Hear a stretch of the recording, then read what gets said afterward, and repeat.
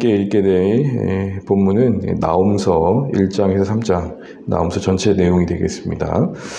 나홈서는 1장 1절에 보시는 것처럼 니느웨에 대한 경고라고 되어 있죠. 바로 니느웨 아수르 도시 그 수도에 대한, 니느웨가 상징하는 아수르 그 나라에 대한 심판을 예고하고 있습니다. 구약 성경에 보게 되면 이방 나라를 직접 심판의 대상으로 언급하는 성경이 크게 세 군데가 있습니다. 내일 보게 될 하박국이 바벨론에 대한 심판을 말하고 있고, 우리가 지난번에 봤던 오바댜가 에돔에 대한 심판을 하고 있고, 오늘 본문의 나홈이 바로 니느웨 아수르에 대한 심판을 하고 예고하고 있습니다. 본문의 교훈은 간단합니다. 악의 상징이었던, 그리고 그 포악성과 장혹함을 보였던 바로 이 니느웨는 분명 그들의 죄 때문에 심판을 받게 된다는 겁니다. 사실은 이 니느웨의 심판이 조금은 우리에게 고개를 갸우뚱하게 되는 것은 요나서 때문이죠. 요나서는 니느웨에게 동일하게 심판을 전하지만 회개하고 돌이키는 장면을 갖고 있습니다. 그러니까 요나는 같은 느느웨를 대상으로 회개하는 자에게 긍휼을 베푸시는 하나님의 인애와 자비가 강조되고 있다면, 노하기를 더디하시는 하나님에 대한 이야기라면, 오늘 나홈은 그 뒤에 한 100여 년 정도 지난 뒤에 심판 가운데 회개하고 은혜를 얻었던 그들이 이제 100년 뒤에는 그들의 악에 대해서 돌이키지 않고 그 계속된 그 불의에 의해서 심판을 받게 될 것들을 이야기하고 있습니다. 그런 의미에서 나홈은 하나님의 공의로움을 다루고 있는 것이죠. 요나는 하나님의 긍휼, 나홈은 하나님의 공의. 모순된 게 아니라 양쪽 이야기를 함께 하고 계시다라고 봐야 될 것입니다. 그래서 3절을 보시게 되면은 여호와는 노하기를 더디하신다. 그래, 하나님은 노하기를 더디하시고 긍휼 베풀기 기뻐하신다. 그러나 끝내 돌이키지 않는 불의와 악에 대해서는 진멸하시는 공의 하나님이다. 이렇게 얘기를 하는 겁니다. 만약에 우리가 공의를 빼고 하나님의 사랑만 붙든다면 오늘 이 나홈은 오히려 모순이 되겠지만, 우리가 하나님의 성품을 바로 이해한다면 납득이 될 만한 본문의 내용입니다. 그러나 사실은 이 나홈의 심판의 내용을 듣고 있는 니느웨는 그 경고를 외면하고 무시합니다. 직접적인 이유는 나와 있지만 추정할 수 있는 것은 3장 8절인데요. 3장 8절을 보시게 되면 이렇게 되어 있습니다. 네가 어찌 노아 몸보다 낫겠느냐. 그는 강들 사이에 있으므로 물이 둘렸으니 바다가 성류가 되었고 바다가 방어벽이 되었으며. 노아몬을 예시를 듭니다. 노아몬은 애굽의 성을 말하고 나일강이 그 주변에 있어서 자연적인 보호망을 가졌던 도시입니다.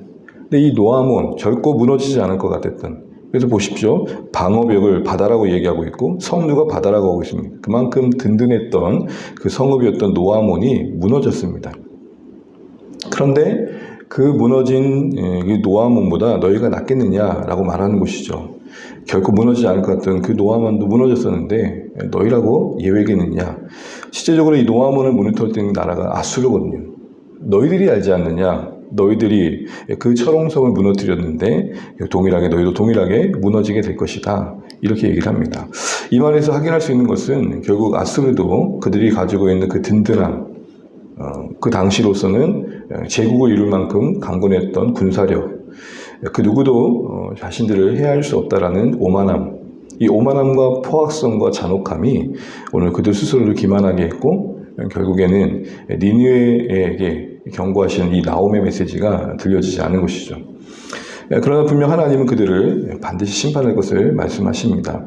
그래서 12절 보시게 되면은 11절 12절 보시게 되면 이렇게 되어 있죠. 11절에 3장 11절에 너도라고 되어 있죠.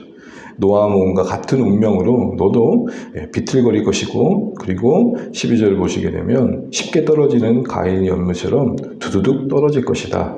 이렇게 심판을 예고하고 있습니다. 그런데 우리가 오늘 이 하나님의 심판을 말하고 있는 이 나홈서를 이야기하면서 하나 주목해야 될 것은, 이 나홈서가 갖고 있는 책 제목, 이 나홈서라는 선지자가 갖고 있는 이름이 우리에게 주는 교훈이 있다는 겁니다. 그것은 다른 것이 아니라 나홈의 이 이름은 위로입니다. 위로하다, 동정하다, 보듬어지다. 내용은 심판인데 전혀 어울리지 않는 이름 같죠. 이 두 가지는 어떻게 메시지가 조합이 될까요? 결국 악에 대한 심판은 의를 위해 살았던 자들에게 위로가 될 거라는 겁니다.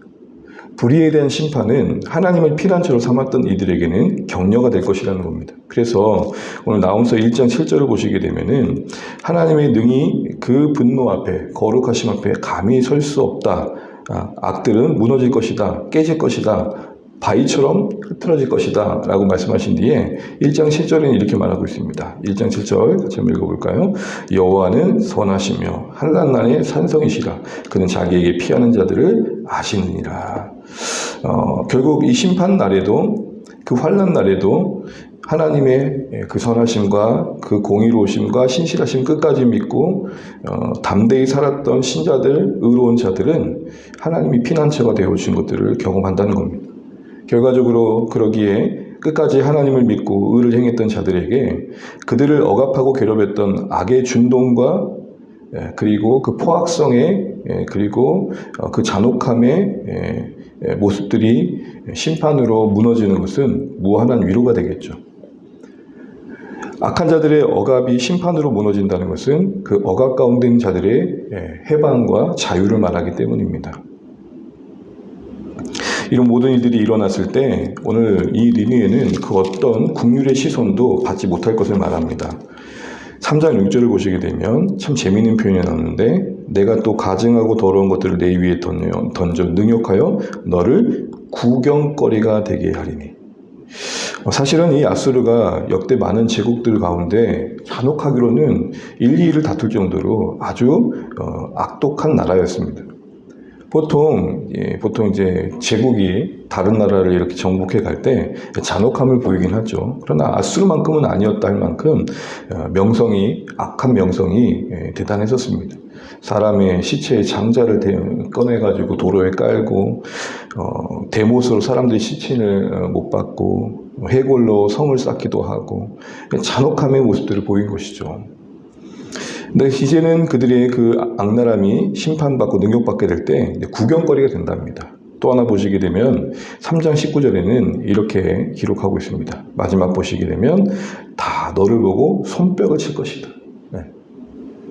어떤 느낌인지 아시겠죠?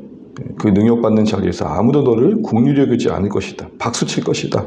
오히려 그 무너짐을 잘 됐다라고 모두가 기뻐할 것이다. 너의 무너짐, 너의 심판의 받음은 의로하게 살았던, 억울하게 박해받던 모든 자들에게 위로가 될 것이다. 그런 의미에서 나홈이 위로가 되는 것입니다. 이제 말씀을 좀 정리해 보겠습니다. 결국 나홈서가 말하고자 싶은 것은 니느웨에 대한 심판이지만 크게 보면 니느웨로 상징되어지는 아수르로 상징되어지는 모든 불의에 대한, 모든 악함에 대한, 모든 포악성과 억압에 대한 하나님의 그 악의 구조에 대한 심판을 말하고 계시는 겁니다. 하나님의 공의를 강조하는 것이죠. 그 심판날에 의를 위해 살았던 이들은 위로가 될 것이죠. 그래서 마태복음 5장 10절에 우리 잘 아시는 말씀처럼 의를 위하여 박해를 받는 자는 복이 있나니 라고 있는 것입니다. 의를 위하여 박해를 받는 자는 복이 있나니. 그날의 영광과 또 하나님의 심판이 그들에게 주어질 위로가 있기 때문이겠죠. 여러분, 그런 의미에서 우리는 이 말씀을 근거로 다시 한번 우리에게 약속된 하나님의 이 심판의 날이 위로의 날이 되는 삶을 살아가고 있는지를 돌아봐야 됩니다. 누가 그 심판의 날이 위로가 되겠습니까? 끝까지 의를 지키는 자, 끝까지 이 세상의 악과 불의 앞에서 타협하지 않으려 하는 자, 하나님의 주권을 신뢰하면서 담대히 살아가려고 했던 자들은 그 심판의 날이 위로의 날이 될 것입니다. 그날이 가장 큰 기쁨의 날이 될 것입니다. 이런 가정에서 우리가 경계해야 될 것 중에 하나는 더디 보이는, 그러기에 있기는 하겠나라고 의문을 던질 수 없는 이 심판의 날에 대한 신뢰입니다. 오늘 보시게 되면 2장 7절에 이렇게 분명히 언급하고 있습니다. 2장 7절 함께 읽겠습니다. 정한 대로 왕후가 벌거벗은 모습으로 끌려간 그 모든 시녀들이 가슴을 치며 비둘기같이 슬피 우는도다. 이 왕후는 이 아수르를 상징합니다. 그런데 그 심판이 이루어졌을 때 그들은 그 당한 일들로 인해서 울게 될 것이다 라고 말하는데 분명히 언급합니다. 어떻게 그게 이루어진다고요? 정한 대로. 약속하신 대로. 결국 더디 올 것 같은 이 모든 일들에 대해 우리는 다시 한번 하나님의 약속을 신뢰해야 되는 것이죠. 그래서 베드로후서에 보게 되면 제가 한번 말씀드리겠습니다. 베드로후서에 유명한 말씀이 있죠. 3장 8절 제가 읽겠습니다. 사랑하는 자들아, 주께는 하루가 천년 같고 천년이 하루 같다는 이 한 가지를 잊지 말라. 주의 약속은 어떤 이들이 더딘다고 생각하는 것 같이 더딘 것이 아니라 오직 주께서는 너희를 위하여 오래 참으사 아무도 멸망하지 아니하고 다 회개하게 이르기를 원하시느니라. 그러나 주의 날이 도둑같이 오리니 그날에는 하늘이 큰 소리로 떠나가고 물질이 뜨거운 불에 풀어지고 땅과 그 중에 있는 모든 일이 드러나리로다. 이 모든 것이 이렇게 풀어지리니 너희가 어떠한 사람이 되어야 마땅하냐. 거룩한 행실과 경건함으로 하나님 날이 임하기를 바라보고 간절히 사모하라. 오늘 이 말씀이 오늘 어떻게 보면 나홈서가 우리에게 오늘 이 시대 신약 시대, 은혜의 시대를 산다고 하는 주의 백성들에게 주는 신약의 말씀과 연결된 교훈이 아닌가 싶습니다. 그렇습니다. 하나님은 분명히 이 세상의 악을 섭리 가운데 허용하기도 하시지만 그들의 끝은 돌이키지 않을 때 하나님의 엄중한 심판을 받을 수밖에 없습니다. 누가 그 하나님의 진노 앞에 감히 설 수 있겠습니까? 그러기에 더딘 듯 보이는 그러기에 이 날이 있기는 하나라고 의문을 던진 우리에게 물리적인 시간의 개념을 뛰어넘어 모든 시간의 주권자이신 하나님, 역사의 주권자이신 하나님의 일하심을 끝까지 신뢰해야겠습니다. 그러므로 우리는 이 하나님의 인내, 하나님의 오래 참음을 무능으로 오해하는 가오를 범하면 안 되겠다라는 것이죠. 하나님의 오래 참음은 무능이 아니라 오늘 베드로후서의 말씀대로라면 모든 인생들이 돌아오길 기다리시는 인내이신 사랑이신 거죠.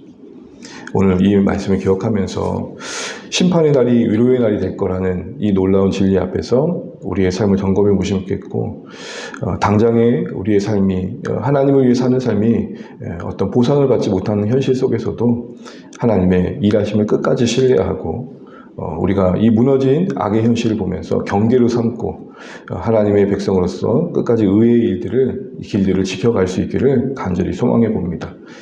꼭 기억하십시오. 정한 대로 심판이 있는 겁니다. 니느웨가 우연의 일치로 어떤 그 강대국, 또 다른 강대국인 바벨론에 무너진 게 아니라 역사 속에 개입하신 하나님의 일하심이었다는 겁니다. 정한 대로. 이걸 꼭 잊지 마십시오. 약속대로 우리 구주 예수 그리스도는 다시 오실 것입니다. 약속대로 우리 하나님은 응답하실 것입니다. 약속대로 우리는 주의 영광을 보게 될 것입니다. 약속대로, 정한 대로 이 말씀을 끝까지 붙드시고 우리의 믿음의 길들을 포기하지 않고 신실하게 걸어가기를 다짐하시는 오늘의 말씀 되시기를 간절히 소망합니다. 기도하겠습니다.